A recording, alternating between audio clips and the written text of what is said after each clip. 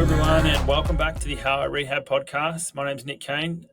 Thanks for jumping on again, and hopefully another great episode in store for you today. As you may be well aware, we have Keith Baar on the episode today, and Keith is obviously very well versed in the space of tendon loading and some of his principles around what he has done in his line of work. For those who haven't heard of Keith too much, he's a professor and the head of Functional Molecular Biology Laboratory at the University of California in Davis.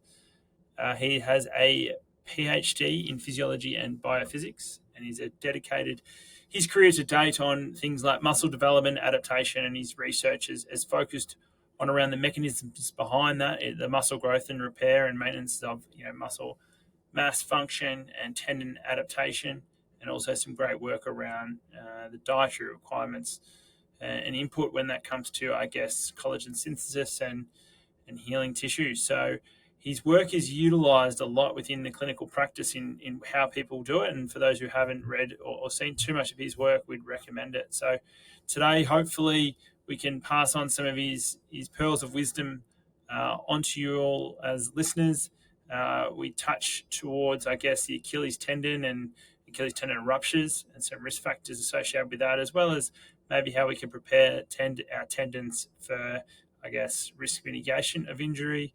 Obviously talk to some great insights into Patellar tendinopathy loading, as well as, seeing how some of these principles apply to the intramuscular tendon or aponeurosis of Biceps, femoris, long head. So they're the sort of clinical applications we try to tease out with, some of Keith's great information throughout this podcast. Now, we were recently in Boston for Fast Track the Injured Runner, and there's been 2 articles put up on the website around some really great clinical takeaways from that. So it's 20 great points and learnings.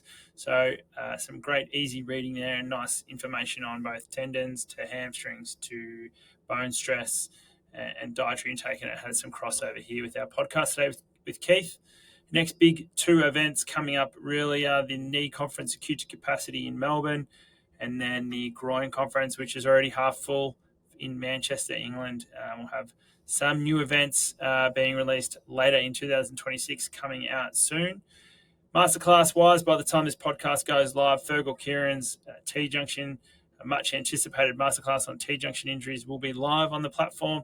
So not to miss masterclass there. And obviously had Fionn McParton recently on chondral injuries and Peter Meliaris, Achilles ruptures, and plenty of great ones coming, including around the shoulder and wrist and rec fem injuries in the coming months. So stay tuned on the Masterclass platform. Hopefully you enjoy the chat today with Keith. He's full of information. I could have had this podcast go a lot longer, but tried to still stick it to around the 60-minute mark. So please enjoy, and thanks for tuning in again. Keith, welcome to the How I Rehab podcast. Thank you very much. It's great to be here. I always see you doing great stuff, so it's great to be a part of it. And we've listened to a lot of your different podcasts and a lot of your work, and we see it really being utilized in clinical practice a lot now, from tendon loading to early muscular injury loading and how we go about that. So that's probably going to be a bit of a feature on where we go with things today. For those who haven't heard much about you, read your work, etc., can you just give us a brief background on yourself and your career and what you're doing now? Absolutely. So I started. I always go back to the fact that I started as a poor athlete, because like most of us, we were trying to figure out why I wasn't a great athlete, and lots of effort there, but not a lot of results. And so I was trying to figure out why that happened. So along the way, I became a strength and conditioning coach with University of Michigan American football team here. So I spent a lot of times working with really big people who are really, really strong, trying to make them stronger. And I became fascinated by the fact that you put people on the same programs, some would become huge and lift massive amounts of weights, and others would stay relatively small and not improve their strength that much. And so for my PhD, I went and did some work trying to figure out why muscle grows in response to resistance exercise. And during that, we discovered that mTOR complex 1 is kind of that first place where you get the signal from load coming in to stimulate protein synthesis within the muscle. After that, I did a postdoc with a guy named John Hollesy, he was like the literally the sensei of exercise, he was called in Japan, because he had discovered that when you do endurance exercise, you get more mitochondria. And during that postdoc, I showed that what the endurance exercise does is it turns on PGC1 alpha, which is this gene that increases mitochondrial mass and blood vessels and fat oxidation enzymes. And so that was kind of the core of that. And then I did another postdoc where we learned to engineer tissues, and that was where we engineered our first little tendons. And then I got my first lab in Scotland where we did a lot of tendon and muscle work there. And we engineered the first ligaments, which go from bone to through the sinew to another bone. And those have become like a center point of what we do in the laboratory to understand kind of exercise, nutrition, and aging, as far as how exercise is affecting all of those things. And then I moved about 16 years ago here to Davis, where I've been running a lab here and trying to understand kind of all of those things and how we can maximize connective tissue function so we minimize injury, but also maximize performance. Yeah, I love it. And as I said, it's the work is really translated, I feel, into clinical practice. It's probably taken, like anything, it takes a number of years to really drift through. What's driving you now? Like we spoke a little bit earlier, and I'll touch on it at the end of the podcast around some things you're working on now. What's driving you, and what's your motivation to sort of keep pushing the boundaries in this line of work? Yeah, the motivation is basically the same as it always was. When I was doing the strength training, I was looking at how the molecular mechanisms of strength training. I was lifting lots of weights. I was really big. When I did the endurance stuff, I started running marathon, and now I'm getting older, and all of my tendons are starting to become sore. And I'm like, okay, if I'm going to be able to exercise the way I want to do when I'm now into my 60s, because I'm mid 50s now, I want to go into my 60s, 70s, 80s. I need to actually get it so that the elasticity of those tendons is still really good so that I don't lose the capacity to exercise. So it's all, I get to do this super cool thing for a living, which is I get to research things that are really important to my ability to do the thing that I love, which is to get out and be active as much as I can. And so really that's where a lot of what we're doing, because we know that 70% of the reason that athletes go in and see the physical therapist or see the AT or the physio is because of musculoskeletal. 70% of the time they miss from practice or game is musculoskeletal. And what most people in America and around the world don't realize is that in the US alone, musculoskeletal, the cost of musculoskeletal injury is actually higher than heart disease and diabetes combined. The two biggest things that people go to the doctor for are neck and back, and then separate musculoskeletal, all the rest of the musculoskeletal. So if you combine those two, it's almost $1 trillion a year spent in the U.S. medical system for something that we then discount completely. Oh, Aunt Jean has a bad knee, so she doesn't exercise. Well, that doesn't seem to be a good outcome if we just accept that everybody has these bad things so they can't actually do the things that they love to do. Lovely. So you're getting, there's the intrinsic motivation aspect, but then clearly it's helping a lot of people out there. And I guess what you talked to there, a lot of our listeners are PTs and ATs and physios, and it highlights the importance of the work they do. And hopefully in things like this, a podcast or our masterclasses, we can sort of transfer some of that knowledge to allow people to then, improve outcomes. So that's hopefully a little goal from us today in this sort of 50, 60-minute chat. Yep. And the thing that I always remind the physios is that if we knew everything about how to load our tendons, that physios should be in perfect shape. But actually, the last study that they did, 95% of physios actually had a tendinopathy that they couldn't fix. And so what that tells us is that the things that we're doing aren't really as good as they should be.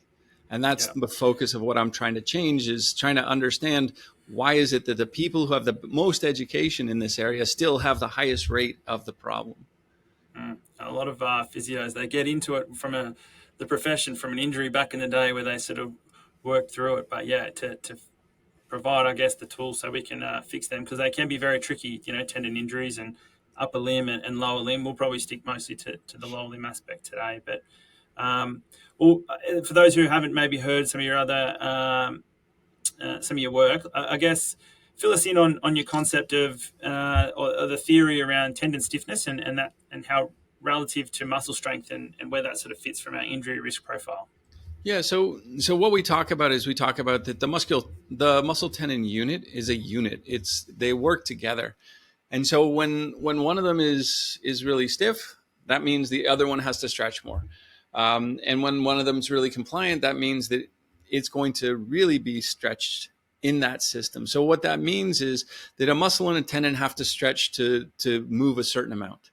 If the tendon is really, really stiff and we do that same movement, now the muscle has to stretch while it's trying to contract to produce force. And so what we always talk about is we talk about the fact that we get muscle pulls when the tendon is stiffer than the muscle is strong. And so we go to take a step. Now that distance is, the tendon is stiff, so it doesn't get pulled as much. It doesn't extend as much. It doesn't change its length as much.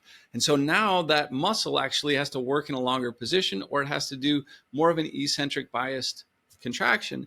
And we all know that eccentric biased contractions are going to increase the amount of injury within the muscle. And the tearing of a muscle, we see it all the time at, say, a world championships, the 400-meter men's world championships in running, that as you're changing your mechanics, you're starting to get tired, you take that extra long step, and that's when the hamstring goes.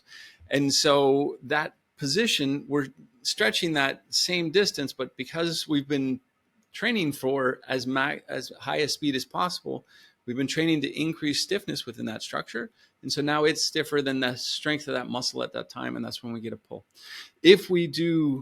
When we bias our training, what we're going to do is we're going to change how much stiffness there is within the tendon that we're working on. So what we normally do is we take Achilles tendons, and if we stretch them, because we do a lot of animal-based work, so we can actually watch the muscle end of the tendon and the bone end of the tendon. When we stretch them by holding the muscle and the bone, what we see is that the muscle end of the tendon stretches a lot. The bone end of the tendon very barely stretches at all.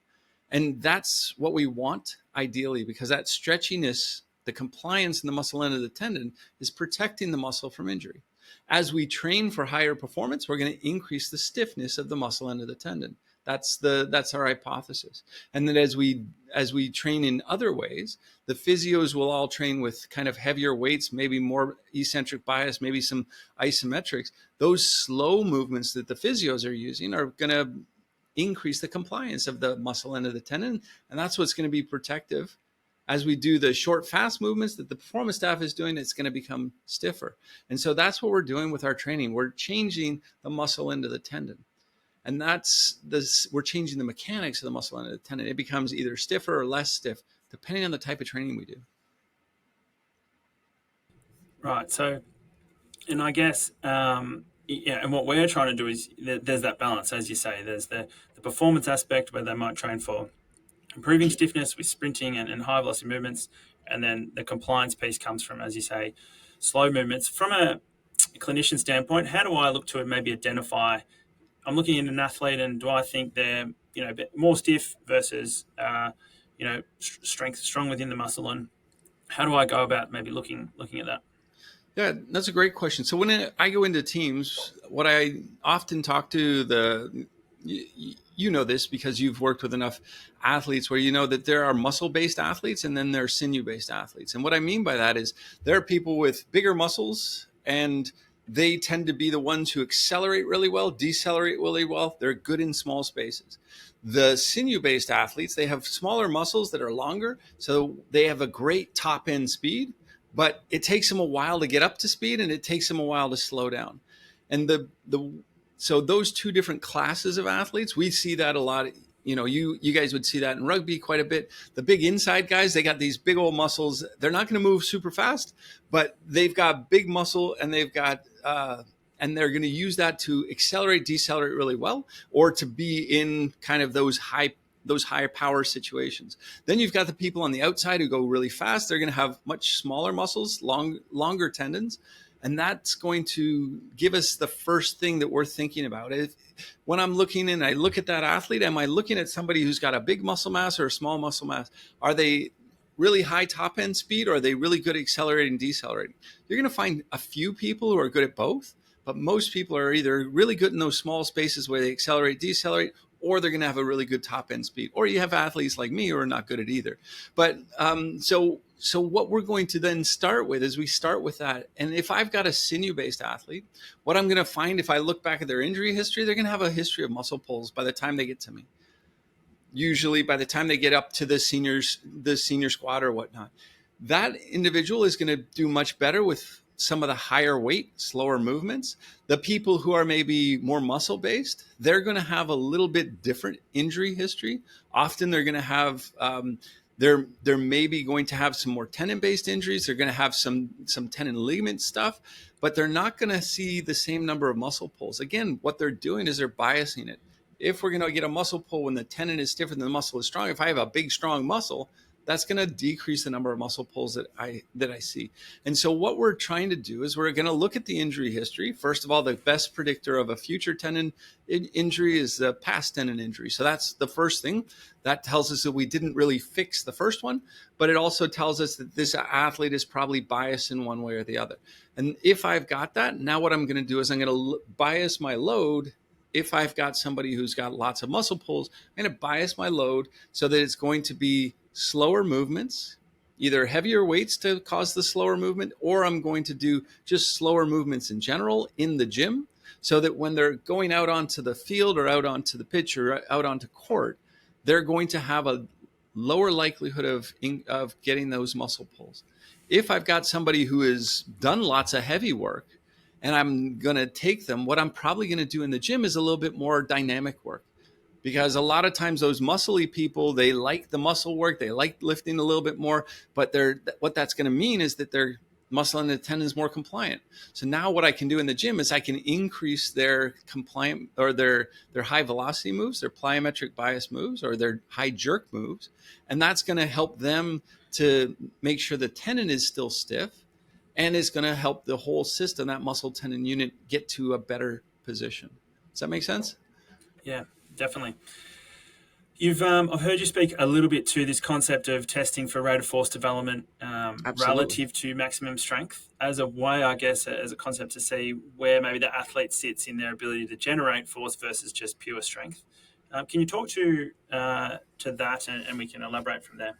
Yeah, so the reason that we like rate of force development, it's not a perfect measure, but one of the things that we like about rate of force development is, first of all, it's a hugely important thing for performance. So we did a study that hasn't been published on for USA Track and Field, where we took all their throwers and we had them at the USA National Championships when it was over here in Sacramento, and we took them right from doing their event into the gym, and they did a series of movements with us. And the best predictor for their performance was their maximum isometric squat rate of force development. Their force that they developed, that wasn't a great predictor. All of them, the men and the women, produced huge amounts of force. There were women who were squatting full-on cars worth of weight in their isometric force. It wasn't really about that. It was about how quickly they could develop that. And that makes sense because they're trying to throw something that's nowhere close to their maximum force. So they have to actually put their foot in the ground and change directions. And that rate of force development is a great performance measure. For us, what we look at when we talk about muscle tendon unit is we're talking about not only how much force the muscle produces, but how well we transmit that force to the bone to allow movement. And so you see things like a couple of the different genes that are known to be associated with improved performance. One of them is alpha-actinin, and alpha-actinin is this protein that's at the end of the Z line in the muscle. And what you have is the ones who have a certain mutation, they only have the fast type of alpha-actinin, which is a little bit stiffer. And so what that does is allows you to transmit the force that each of the myosin heads is making to the end of the muscle. And then what's going to happen is as we transmit that through the connective tissue to the bone, if we have a stiffer tendon, we're going to transmit that force faster. And we know that just intrinsically, if I have a weight sitting on my desk and I pull it with an elastic band, the elastic band is going to stretch a bunch, and then eventually the weight is going to move. But if I have a rope, it's going to happen much faster. I'm going to move that weight much faster. If I have a metal rod, as soon as I put force on it, it's going to move the weight. So that's what happens when we have a muscle.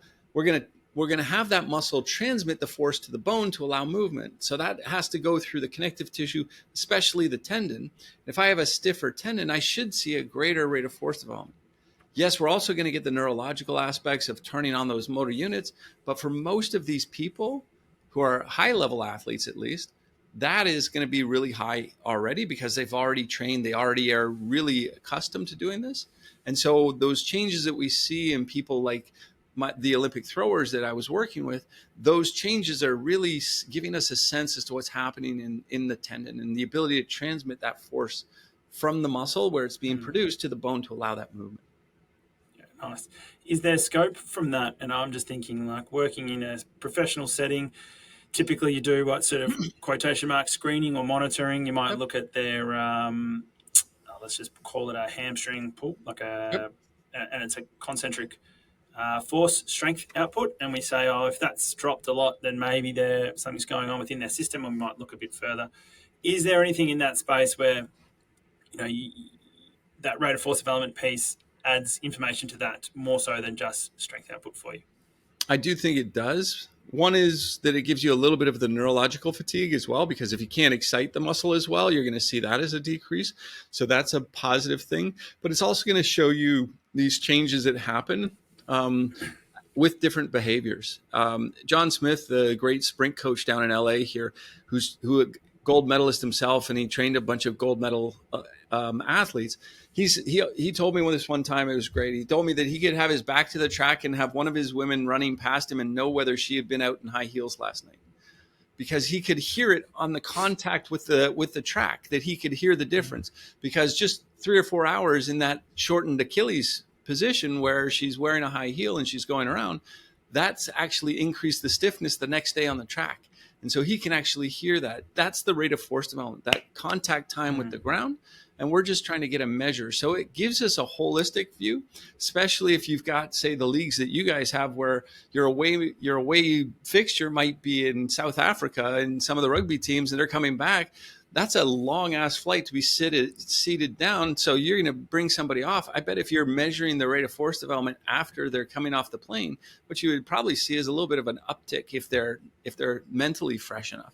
You would see that it would shift over a little bit stiffer. And that would be telling you that, yeah, that long flight had this change in the mechanics of force transfer that's actually going to potentially, from that long flight, give you a greater likelihood of a calf pull that day or a hamstring pull, because the muscles around those are now going to have a stiffer tendon that it's pulling on, and that's going to increase the likelihood of the muscle pull.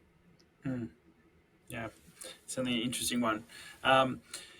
One to throw, and I will get through. We are going to get, of course, chatting through our heavy loading and times and things like that we on.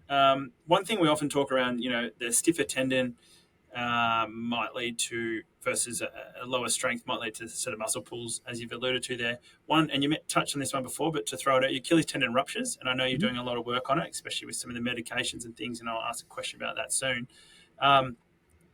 Obviously, for mine, most people who are doing, let's say, an Achilles tendon, NBA athlete, probably quite stiff tendons, and then getting this injury. Where does that sort of fit in line with this? And I know the concept of jerk, but also what's our risk factors here? And it's really interesting, especially last year in the NBA, because last year in the NBA, the 7 Achilles tendon ruptures, and they all happen from skill-based athletes. And the skill-based athletes in the NBA, they have to put up lots and lots of shots because the skill is shooting from the outside. So they do these, a few, like 1,500 to 2,000 jumps a day as they're shooting these small jump shots. And so there was a small study done in the G League, the developmental league for the NBA last year, where they measured Achilles tendon stiffness. They tried to get an estimate of Achilles tendon stiffness. And over the season, what they saw is it actually went down with time. And that's probably because what we're doing is hours and hours and hours of these low intensity loads that are kind of junk loads there's a lot of wear and tear on the tissue, and it's going to increase turnover of the tissue, but it doesn't give us a lot of signal for the tissue to adapt positively. And so if I'm going to shoot baskets for 2 hours and then I'm going to go out and have a practice as well, or, this is the kind of environment I'm going to be in. I'm going to have maybe 4 or 5 hours of loading on the Achilles. What's going to happen is there's going to be a lot of breakdown signals, because over time I'm going to accumulate little bits of changes within the tissue that I have to clean up and I have to get rid of. If I turn over the collagen synthesis and the collagen turnover increases within the tissue, what we're going to find is that the overall cross-linking of that tissue, because the cross-linking takes a little bit of time to develop, it goes down. And so when we talk about stiffness in a tendon, say, what we're talking about is we're making a distinction between the proximal and the distal in most of our tendons, like the Achilles. So we actually see that when we do the same loading in a tissue that doesn't get much load, so the tibialis anterior tendon in a rat, we've done these experiments.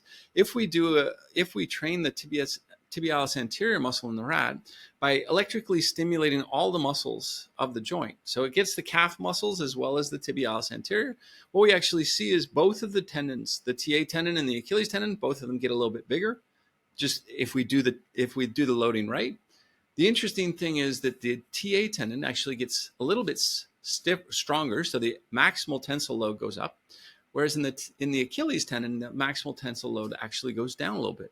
So even though the load parameters, the number of loads, the intensity of the load, all of those things are staying the same, we actually see differences in the mechanics based on the architecture of the tendon. And so that's an important thing. So when we're loading the Achilles, again, because it has a really beautiful parallel structure, the muscle end of the tendon can become a little bit less stiff. The bone end of the tendon, we think, becomes more stiff. We see that distinctly in the TA tendon. The bone end of the tendon, cross-links go up, and that correlates with the increase in stiffness that we see in the tendon. In the Achilles, we're not necessarily seeing that. And so what that is, the Achilles is taking the weight of walking around all the time. So you have extra loads. The stimulus that we're giving for adaptation has to go into all of those extra loads. When we control the loads by using the TA tendon, which doesn't get pretty much any other loads except when we stimulate it, now we get a really positive effect. When we have lots of wear and tear, but only that small stimulus, what we do is we change the balance. And what we think is happening is we're increasing turnover. That's resulting in maybe a little bit more collagen, but the collagen is less cross-linked, so it decreases stiffness. That's what you saw in the G League when they did through the season. The Achilles tendon seemed to go down in stiffness. And now what we say is that when the Achilles tendon stiffness is going down as you get towards the end of the season, now you're going to stick your foot in the ground. You're going to potentially have a greater likelihood of rupture. And so we see this a lot in athletes who load a lot. The biggest case that I've seen is in table tennis, and we all think, oh, table tennis, that's kind of funny. The players in table tennis, they're doing small jumps for 8 to 9 hours a day. So those small jumps for 8 to 9 hours a day, every single table tennis player I've ever come in contact with has either Achilles or patellar tendinopathy. Just because the wear and tear is so high that even though the loads aren't really, really high, they're not jumping a huge amount, they actually get so many of them that the turnover rate's really high and the tissue over time becomes weaker. Okay. So if I was, let's lead that into some of the loading piece. So speaking to the Achilles tendon athlete there with the stiffness decreasing over a period of time, what would I do to, I guess, get that stimulus it needs throughout? So let's delve into that one. Yeah. So that's the key question. So what we found was that, and this we found using our little engineered ligaments originally, which was that if we took a ligament, and these are human engineered ligaments that we make in a dish, and we can exercise them using these little machines. What we found is that if I exercise them for 60 minutes, the signals to make more collagen would turn on. They would get a maximal about 10 minutes, and then they would be almost completely off by 60 minutes. And so what that tells us is that the cells within our tendons are very similar to our bones. So Roblin and Baar have done a lot of studies where they loaded bones from animals, and they looked to see how many loads does it take to increase bone mineral density. And what they found is that if they did 40 loads, that was the same as doing 400 loads or the same as doing even more loads. And so what they found was that the minimum number of loads you could do is 40. And then what they did is they said, how long does it take before we can do a second loading bout? And what they found is it was about 6 to 8 hours. We did the same experiments in ligaments. We saw that it took our signal was maximal about 10 minutes. And that didn't matter whether we did 100 loads in 10 minutes, 10 loads in 10 minutes, or anywhere in between. By 10 minutes, the cells had gotten the signal, and it took a full 6 to 8 hours before the signal came back. All right. So what we want to do is that's what we call a minimal effective load or the anabolic load. The anabolic load for these tendon and ligament cells is about 10 minutes. For bone, it seems to be about 40 loads. And so that means that that's what we're going to need to get a signal to adapt positively. And then everything else is just going to give us extra wear and tear. Okay. And so that we got from our engineered ligaments. We put together a program that was picked up by a couple of rock climbers, and one of them had a YouTube channel and was a professional boulderer. So he basically took this program that we had done, and he and his brother adapted it for rock climbing, which is he did what are called Abrahangs. He put his fingers over the rock climbing board, and we put part of his body weight, about 40% of his body weight, onto his fingers, because what we had shown is that the load wasn't really important, but it was just to get tension across the tissue. And so he did this. He got great results on his grip strength, and his ability to hang went way up. He's since been like in the world's strongest grip competitions, all this cool stuff. He also, because he had a YouTube channel, put out a video that's been seen 1.5 million times. So basically, lots of climbers started doing it. And we went in using a climbing app to see climbers who had done that low intensity isometric. So these are 10-second holds with 40% of body weight, or they'd done the gold standard, which is max holds, which is as much weight as you can hang off your body, about 90% of your maximum load, and hold it for about 3 to 5 seconds, or some people who did both of them together. And what we found is if you did either the low intensity isometrics or the max holds, we got about the same 3% increase in grip strength in all of these climbers. If they did both of them together, we got about a 6% increase in grip strength, which was telling us that maybe what we're doing with the low intensity ones, we're helping force transfer. When we do the heavy weight, we're getting more muscle. We're getting our brain to turn on more muscle. So we're getting increase in strength from the heaviest weight, which we know you need to lift a heavy load. And then we get the force transfer from doing those longer isometrics on the that are using less load. When you do them both together, you get both the muscle and brain adaptations that increase force, but also you get the force transfer component. So those are the kind of things that go into our loading components that we want to do 10 minutes. It can be, we like to do these longer hold isometrics between 10 and 30 seconds that we think are pretty optimal for this. And then what we do is we give at least 6 to 8 hours rest. So in our basketball players, what we do is I don't pay them the $50 million or $30 million a year. So I can't do that. So I know that they still need to do their skill work. So what I'm going to do is I'm going to say, okay, I want you to 6 or 8 hours before that, I want you to do 6 minutes of activity for your tendons and ligaments. That is going to be something that's going to try and counteract this decrease in stiffness that we get from all that training in the afternoon. I'm going to have them do it about 8 hours before. If they're doing morning training, I'm going to have them do it 8 hours after. Just this short session that's designed as a connective tissue health session that'll help their bone, their tendon, their ligament. And we can do it as well if they have cartilage problems as well, because short periods of loading are really good for that as well. So that's how we would incorporate it into a program where we have an athlete who has to do skill work. If we've got somebody who's got an injury and they're not training, we can do 2 sessions separated by 8 to 10 hours. Those 2 sessions are going to last about 10 minutes of total time. And you can do that either as 12 10-second isometrics with 20 seconds of rest. You can do it as 4 30 seconds of isometrics with 2 minutes of rest. Either one seems to work well. If I have a distinct tendon injury, we have to shift the loading a little bit. But for a healthy person, the 10-second loads seem to work really beautifully.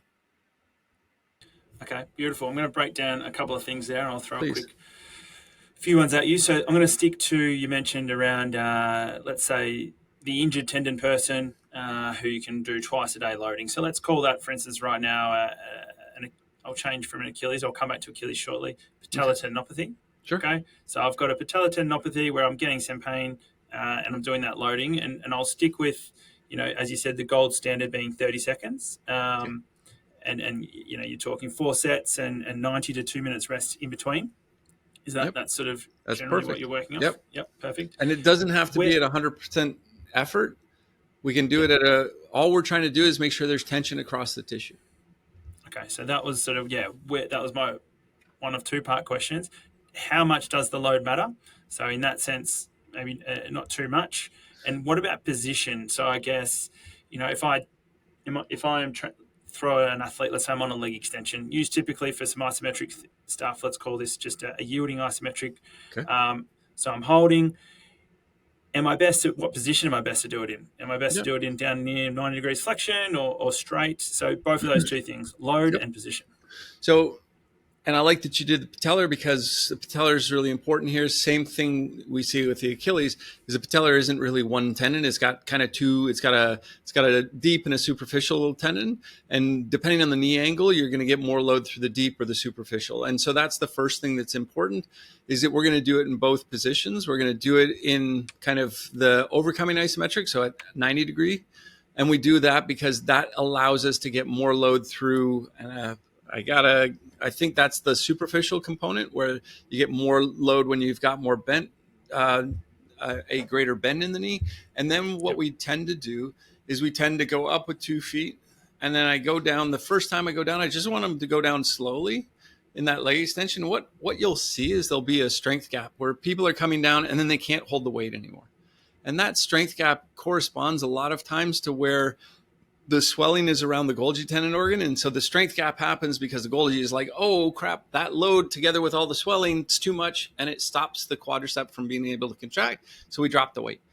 I go to right before we get into that strength gap. And that's where I do the kind of straighter leg version. So it's more like 120 to 140, but different individuals are going to have that gap in the strength at different places. And so we want to do that in 2 locations just because of the different components of the patellar tendon. Same thing is true for the Achilles because you've got this nice turn in the Achilles and you've got different regions of that which are going to be used at different angles of the ankle to some degree. You're going to get more load or less load through some of the aspects. And so we like to do it at least, mostly for the Achilles, we're going to do it straight leg, bent leg. But we can do it from a neutral location. That's totally fine.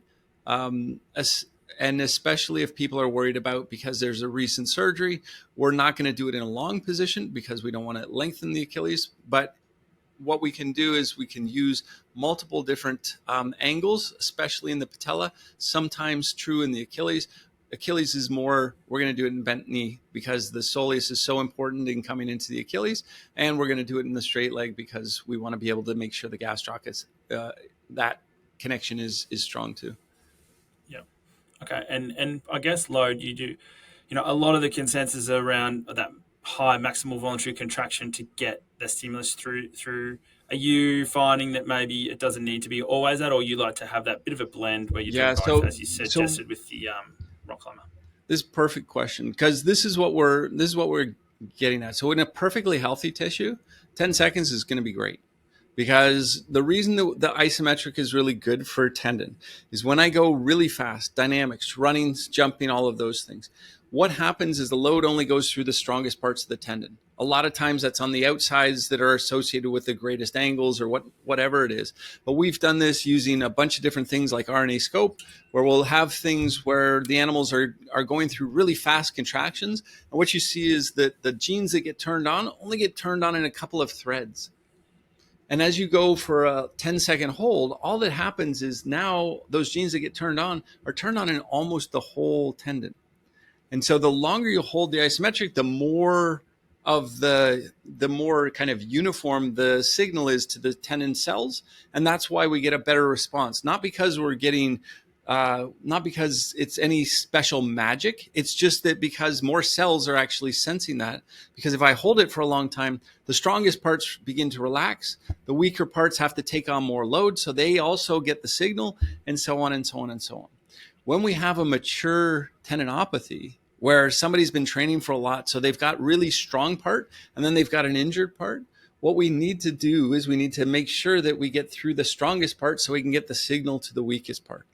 because the biggest problem we get with tendinopathy is stress shielding, where we're not going to get the load through the injured part. Because if I take something and I put a hole in it and I pull on the rest of the stuff, it's not going to go through the hole. It's going to go through everything else. And that's what we see in a tendon. So what we have to do is we have to hold that for longer. And so sometimes we think that as you get a stronger and stronger adaptation within what Jill Cook calls the donut, that it's going to take us longer to get or it's going to take us more load to get fatigue through the donut so that we can get the signal to the hole. That's the part that we still don't really understand completely, is if we go at a higher load, do we fatigue the donut earlier, and so more load goes onto the hole so that we can actually reverse the tendinopathy quicker? Or is it enough just to get load through the donut as that relaxes over the 30 seconds? Now we're still going to get some load through the hole.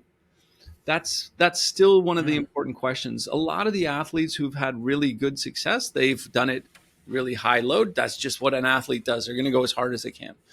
What we found at the beginning, minimizing the pain associated with the movement is really key. So we want it to be a pain-free load. And then you can, for us, what we're looking for is pain-free. You can load as high as you want within that, as long as it's pain-free, and that the next day you don't get reactivity within the tendon. We tend to go on a lower load and we hold it for a little bit longer in our group right now, just because that seems to be really effective. But, again, that's still an open question, and it's a really important one. Nice. I've heard you talk to, I guess, when you're talking pain-free and pain, within that it's sort of like that pinprick. If they're getting that pinprick pain on their location, then that's probably a... Yep. Yeah, you don't want the ice pick. You want to have kind of a generalized, that's kind of warm and fuzzy. It's the kind of thing where you're like, oh yeah, that I recognize as that's a sore muscle type of pain. Okay, yeah, that's okay. But again, you clinicians will know this. Some of your patients will be like, you blow on them, they say they have a pain of 3, and others you can drive a nail through their foot and they say, no, I don't feel anything.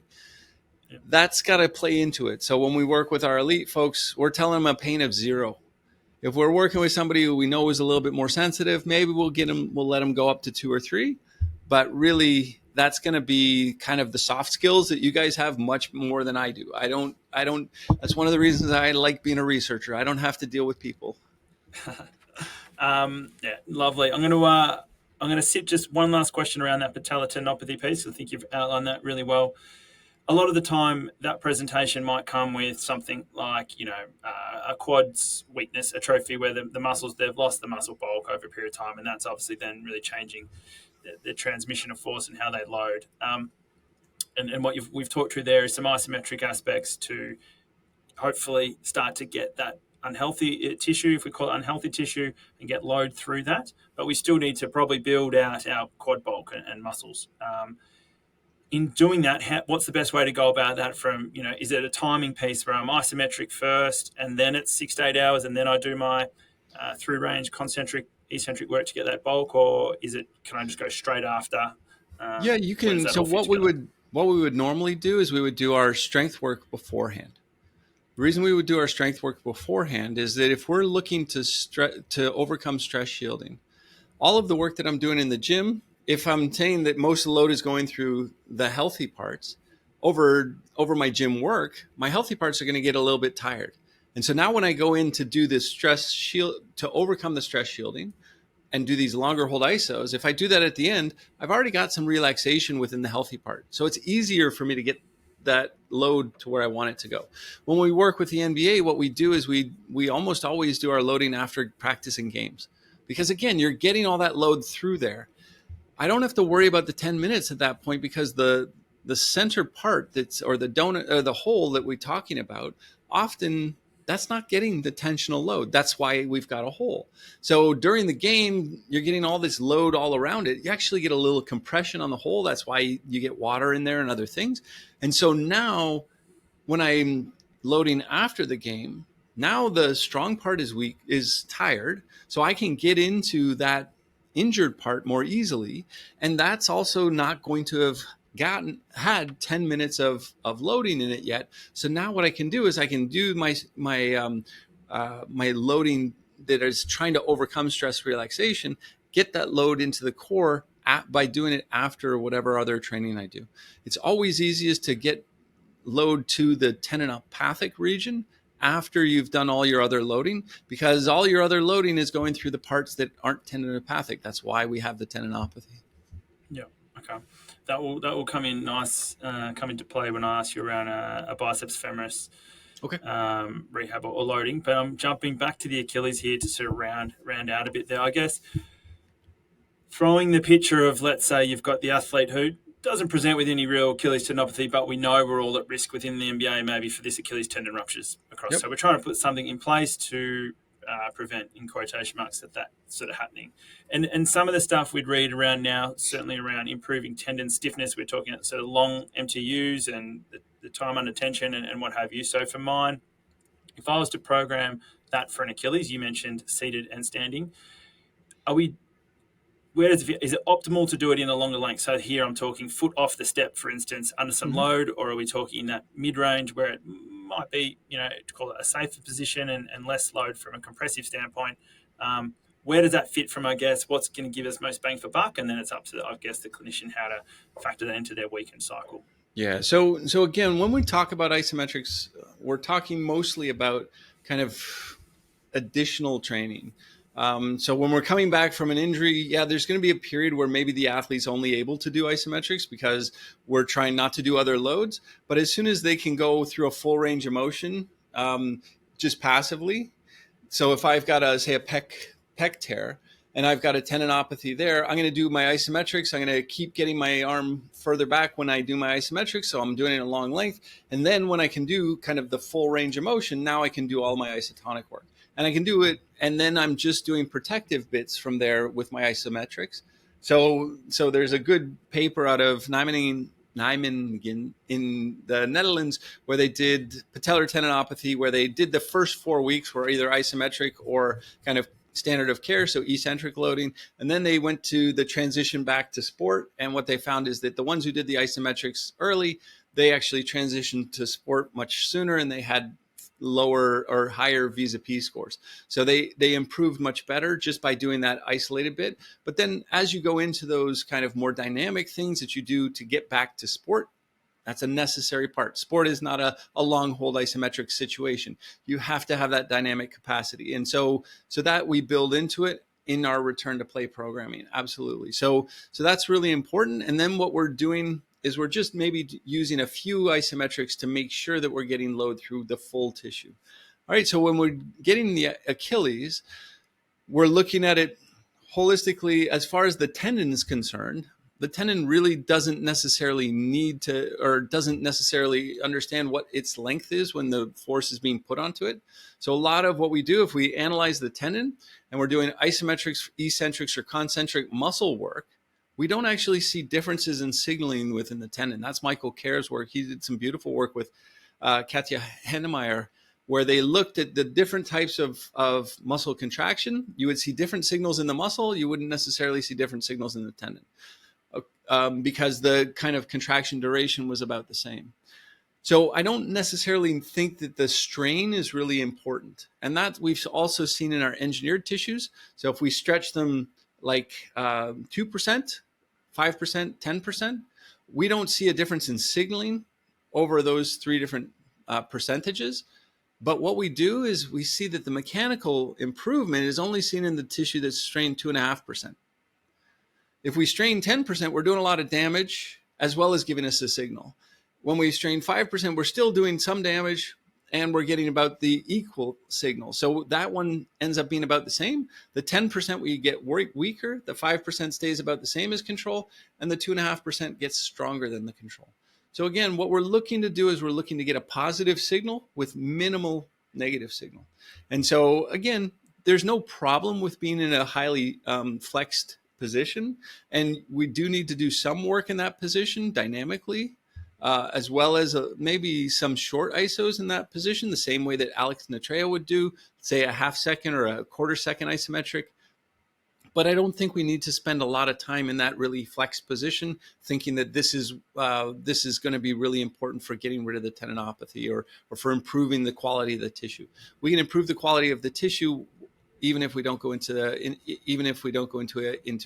a flexed heel or a flexed ankle. Very good answer. Okay, and that will probably lead into cleaning up some questions around here. But we've talked through two bigger tendons, Patellar, Achilles, the key features of probably the lower limb. Mm-hmm. Intramuscular tendon, or that's used interchangeably sometimes with aponeurosis or what have you. So if I throw like a biceps, femoris, intramuscular tendon lesion, so they're sprinting, they've had that pull, but the lesion's not just in the muscle, it's into the tendon. And I'm going to work with the athlete for the first couple of weeks and try to get some optimal loading in there to get obviously protect that lesion, but at a point when it's ready to get some nice load through it so we get the healing stimulus. Your concepts there, does that fit? Have you found it similar? Is it a similar loading concept that we can go with in addressing this type of quotation marks tendon injury? Yeah, so the intramuscular tendon or the aponeurotic tendon is always a more challenging thing, because when we're talking about Achilles, we're talking about quad and patellar tendon. What we get these differences in stiffness from the muscle end of the tendon to the bone end of the tendon, because we have this nice linear tendon. When we have an aponeurosis, everything's coming in and all the fibers are coming in at this pennation angle. They're coming into a tendon and the transition is almost immediate. So we don't get that really good transition where we have a compliant muscle end of the tendon, a stiff bone in the tendon. So that's why we get so many proximal hamstring problems, because everything's coming in at all of these angles, and it's not as easy to get the muscle end of the tendon, because there isn't really a muscle end of the tendon to be really stretchy, so that we can't protect the muscle as effectively in that situation. So when we do have them, and we will have them, we say when, not if. So when we do have those proximal tendon or proximal hamstring strains, what we do is we load from day one. And that's true day one after surgery, or we load day one if it's non-surgical. So if it's a 1 or 2 and we're not going to do surgery on it, okay, we're going to still put load through that. If it's a 3 and we're going to come in, a 3C, and we're going to have a surgical repair, we're still going to want to load within the first day or 2. And what we're doing there is we're loading very differently in the initial part. And what we're doing is we're using what we call low jerk isometrics. And because really the thing that causes a lot of the musculoskeletal injury is the jerk. And again, jerk is a physical property. My location is where I am. The rate of change in my location, that's my velocity. The rate of change of my velocity, that's acceleration. The rate of change of acceleration, that's jerk. So what that means is that I know that a jerk is really important, because what are my tendinopathies? I get tennis elbow when I'm swinging a tennis racket and the ball's going that way. I get a little bit of jerk. I get golfer's elbow on the inside of my arm because I'm swinging my golf club through and I'm hitting either the ball or the grass, and I'm getting that resistance, and that's going to come up, give me jerk through the medial aspect. I get jumper's knee because I get jerk from jumping. All of the things that we know that are causing tendinopathic symptomology are going to be jerk-based movements, so really fast movements. And so what we want to do to minimize injury is we just want to develop force very slowly, minimize jerk. So all we're going to do is we're going to say, okay, what I want you to do is over 3 to 5 seconds, slowly increase the force that you're putting through there. I don't want you to feel any pain. And I want you to then, once you got up to a comfortable force and you can feel tension through the structure, hold it there. And we're going to hold that there for 10 to 30 seconds. We're going to let that off over a 3 to 5 second period. What that does is it slowly develops a force so that jerk is very low. There's no accelerated or very fast movements in the force.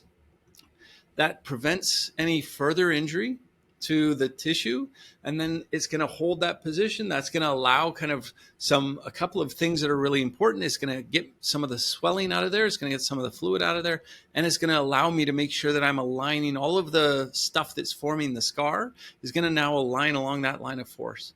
And then I'm going to let that off slowly so that I don't introduce any kind of jerk there. And so that's how we would change the loading.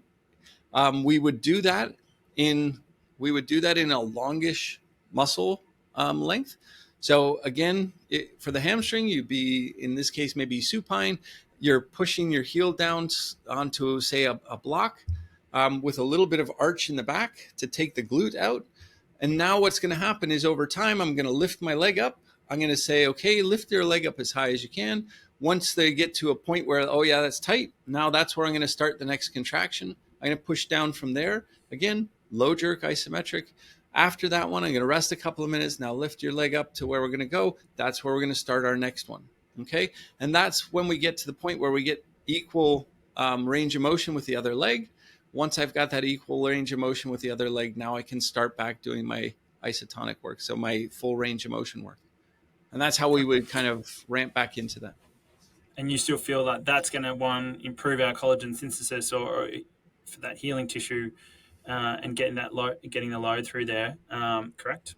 Yes. And if you've got athletes who have had hamstring muscle pulls before, a lot of times if you put them into the position that I described, so supine, say your right leg has got the hamstring problem. If you've got the left knee bent, so it's in sit-up position, your right leg is straight, you anteriorly tilt the pelvis. What that's going to do, I've got the glute is in a long position on the left side because I've bent the knee and my hip is flexed.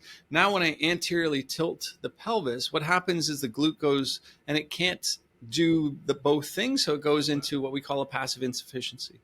And so a lot of athletes who have a history of proximal hamstring pulls, when you put them into that anterior tilt with the one leg bent, their hamstring will go into a spasm because the glute has been compensating so much for that proximal hamstring that it can't actually get into the position very effectively. So you slowly move into the position and now you load it that way. Anybody who's got a history of these things, they should be doing kind of that load after every practice or game and maybe a couple of times through the week. Yeah, and that fits with, if I've gone out and done a pitch session, increased stiffness throughout my hamstring to you, then after that I can do some of that compliance work, which would be that exercise with 30 seconds. How many sets? Yeah. So we've had really good success with professional teams with just doing one after practice, especially if you're doing a big space practice. So it's like match day -3 or something, and you're doing your highest velocity, biggest spaces. That's a good time to come in at the end and say, do one isometric for the one hamstring, the other hamstring. We do a groin because a lot of our athletes have that, and maybe one or two associated with the Achilles. Whatever your most common sources of injury in the sport you're supporting, that's where we do. All right, so we've got this sport has got a lot of proximal hip flexor stuff. So what we're going to do is we're going to do one or two 30-second isometrics at the end of practice for that hip flexor. Or, yeah. Nice. And I'm wary of where we're at from a time point. I'm just going to try to roll through a couple more. Yeah, please. Questions towards you, but I haven't touched on, I guess, the yielding and overcoming isometric piece. And maybe if we stay on the hamstring for that, I guess, yeah, and getting feedback on that if I can, especially maybe early on in a rehab setting, and how beneficial that might be, and what do I do there? So early on, especially for athletes, we don't necessarily want to give them force feedback because an athlete wants to produce more force than they did yesterday. And that's not necessarily what we need them to do, because for all of our healthy base tissues, we know that if I put a 10-second contractions at maximal force through the tendon, or a 10-second contraction at 50% of maximal force, the tendon adaptations are the same. So that's work that we've got going on right now. Hasn't been published yet, but that's kind of this idea that the load really doesn't matter. That goes back to our rock climbers. You put 50% of your force, or you put your maximum total force. The adaptations seem very similar. And so we don't necessarily need to think, oh, we got to put tons of load through there. So especially for competitive athletes who are always on the overload principle is the key for everything else they do in their life. If they don't see that number going up, they're going to try and push harder. And that's not necessarily what we need them to do, especially in the early stages of tendon recovery. Having said that, we're still going to want to know what's happening, and it's useful for us to understand how quickly the strength is going up. And so, a lot of people have force frames that they can use. So I know that, especially in Australia, there's both Vald and Kangatech. Now they're, I guess, coming together as one. But Steve Saunders has used it for years, where he just has that analysis at Kangatech where he can say, okay, here's the force. This is the force that we know you need in order to have a lower likelihood of injury. That can be very useful in kind of programming for the athlete. But the core thing that I really stress is that what we're looking for is I just want to feel tension across the tissue. And a lot of times, especially with those guys with the proximal hamstring, the first time they do that supine press back into a soccer ball or football, whatever you're having them press down on, they go, ooh, yeah, that's right where it is. And it's not like a ouch that hurts. It's a, ooh, yeah, that.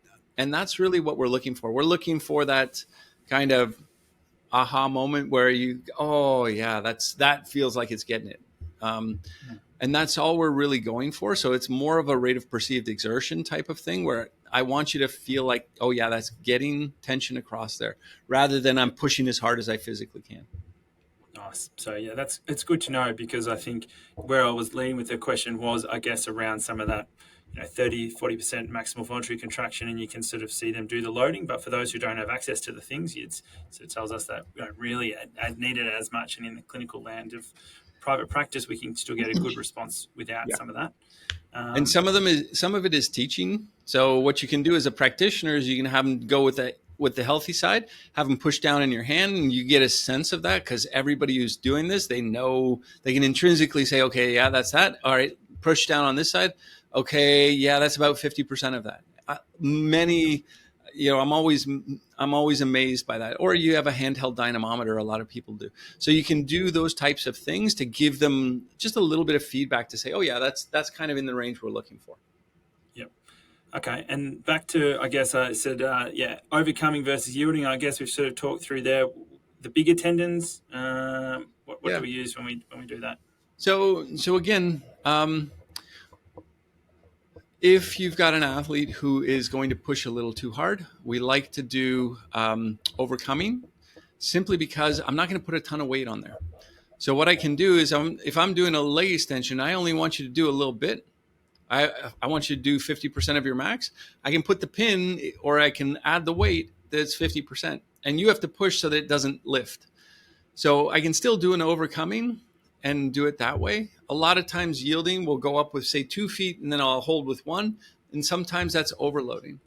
And we can get it so that it's maybe in the pain register, but people are like, oh yeah, I can do this. It's not bad. That's not necessarily giving me exactly what I want. And so again, it depends on your relationship with the individual, whether it's an athlete, whether it's a patient. If they're good about telling you, oh, that hurts, or I feel a little bit of pain there, then either one doesn't seem to really make a difference, because really it's more about, for a lot of it, it's about joint angle, because a lot of the overcomings are in a longer joint angle, whereas the yielding can be anywhere throughout the range most of the time. So if you want to do a specific loading that's going to give you the best effect, because, oh yeah, I really feel it when I'm in this position, I can load from that position with a yielding or overcoming isometric there. I don't have to, say, overload it and get it to that position and hold it there. Okay, so I think we can control the weight better using, say, an overcoming isometric, but I don't think the body really can tell the difference. I don't think the tendon, at least, can tell the difference. Okay, yeah, that was probably a point. So we're saying if we're dealing with a pathology-based tendon, that it probably doesn't matter from the tendon signal and response. It can't tell the difference, but you obviously might find what works best. Yeah, and performance-wise, it's going to make a difference because you're looking to develop different physiology around it. But from the tendon as a physiological response within the tissue, I don't think the tendon really knows what the difference is between an overcoming and a yielding. Yep. Okay. Lovely. Mate, I can't do a podcast with you without asking around, I guess, the dietary intake recommendations when it comes to some of this loading. So if we do use an early post-surgical or tendon-based injury in the first month, we talked hamstrings, Patellar, Achilles, doesn't matter, collagen and that piece, where does that sort of fit with us? Can you tell us your recommendations for that, both timing, preloading, and what sort of it should be? Yeah, so the collagen and vitamin C component, we do still think it's quite and now there's getting more and more studies where you can see that definitely there's a performance benefit for collagen and vitamin C. A lot of the questions that people have with collagen and vitamin C is about the physiological measures. So people who are taking biopsies and looking for increase in collagen synthesis, that's a little bit more difficult to see just because most of the things we take biopsies, like muscle has about 2 to 3% matrix in the first place, and of that about 30% of its collagen. So it's not going to have huge amounts of collagen there in the first place. We've done a bunch of different studies looking at this. We look to say, look, if I'm going to have a tendon injury, I'm going to want to get between 10 and 20 grams of dietary collagen with about 200 milligrams of vitamin C. That number is a little bit higher than we used to do, simply because we're understanding that there is a little bit effect of the vitamin C. And I want to do that about 45 minutes to an hour before loading if I've got a tendon or ligament or cartilage-based injury, simply because they don't have a lot of blood supply to those things. And so if I'm going to supply them with any kind of nutrients, I'm going to have to use the squeezing and the changing of exercise as I pull on that tendon. Part of why we load right away is because we're squeezing out water when we do that. And as I squeeze out water, it's going to kind of suck fluid in from the environment. And if that environment has more of the building blocks for collagen, the amino acids that we need to build it, and if it's got vitamin C, now that the cells within that tissue get more of the precursors for collagen, so lots of proline, lots of glycine, and now they can synthesize as much collagen, and because the vitamin C is there, it can export the collagen out of the cells and get it back into the matrix. It does seem to have a beneficial effect. Again, the group in Nijmegen is going to have they've done the same study as their previous study. Now they're going to have given half of the individuals dietary collagen and vitamin C. So that'll be really interesting to see. A lot of work has come out of Liverpool John Moore's recently with Rob Erskine and his group to show there's performance benefits, that you can see a bigger tendon when you train with vitamin C and collagen. So all of those things are positive. If we've got a muscle tendon structure that's damaged, what we can do is we can use, and we still would like to give, when we're giving our dietary collagen, we're shifting towards using more of it as a blended protein, so that we would have whey together with collagen or some sort of other protein together with the collagen. The reason we do that is because the leucine in the whey protein stimulates the ability to make protein in any cell that you get it to through mTOR. And that's going to help us to stimulate the cell to produce more protein. And in our connective tissue cells, they're just going to produce more collagen because that's the primary protein they're making. So we had a study with Luc van Loon and Torben Asker, who's the first author, where looking at kind of whey protein alone or whey protein with glycine or with dietary collagen. When you did the mixed protein and you took a muscle biopsy, you actually saw a dietary effect of the intervention. And so yeah, we still say that we're looking at about 10 grams of dietary collagen with some whey protein. So you could do it as a combination where you have 20 grams of whey and 10 grams of the dietary collagen with about 200 milligrams of vitamin C. That kind of blend is going to give us both muscle protein synthesis and connective tissue protein synthesis. Yeah, beautiful. And from on a dietary piece, added to that, I guess you're doing some work around maybe things that maybe inhibit some of that synthesis. So caffeine and medications. What do we need to maybe be careful of there? I guess. Yeah, big. Maybe from the caffeine standpoint, does that affect maybe early part of our loading post injury, and then maybe just touch on the stuff medication piece when it comes to maybe injury prevention and in line with our So we just had a paper come out in the Journal of Applied Physiology where we gave caffeine, and so when we do it in our engineered tissues, you can actually see a dose dependent decrease in tendon function and muscle protein synthesis. When we gave it to animals who were given a freewheel, we saw that it decreased some of the adaptations. The most important thing here is that the level of caffeine was on the kind of 5 cups a day kind of level. And the effect size wasn't really big, but we actually saw a decrease in muscle adaptation, as well as some of the positive adaptations within the Achilles weren't as strong when we gave them a significant amount of caffeine. What it means for most people is that, if you're going to 1 or 2 cups of coffee, not going to be a big deal. But if you're taking no-dose or you're taking a pre-workout supplement that's going to have a lot more caffeine, there you want to be a little bit careful, because that's going to have the same effect that we see with a lot of these things that change hormesis. There we go. Again, this idea of ice baths afterwards. Yeah, you feel better the next day, but you're actually blunted your adaptive response from the strength session you did.